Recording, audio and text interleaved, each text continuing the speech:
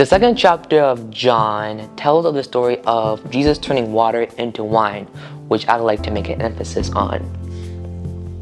Jesus had gone to Cana of Galilee where a wedding feast was happening. In verse 3 it says, "And when they ran out of wine, the mother of Jesus said to him, 'They have no wine.'" In verse 5 it says, "His mother said to the servants, 'Whatever he says to you, do it.'"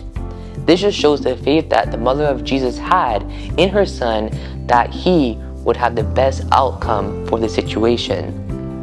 In verse 7, Jesus said to them, "Fill the water pots with water," and they filled them up to the brim. And he said to them, "Draw some out now and take it to the master of the feast."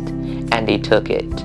Now, I couldn't imagine what the servants of the feast taking water that they knew was supposed to be wine to the master of the feast. But this just shows the faith that the servants had in Jesus, that he knew what was going on and that he had the best outcome in mind.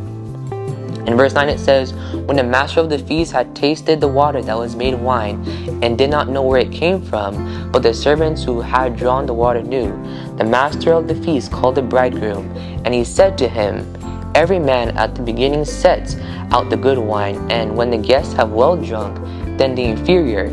You have kept the good wine until now.'"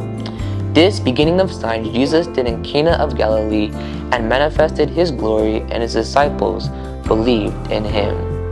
What I took from this story is, sometimes in life we don't know the outcome, and that's when our faith is really tested. We need to learn how to have faith, trust in God, and know that he has the best outcome in mind for our lives.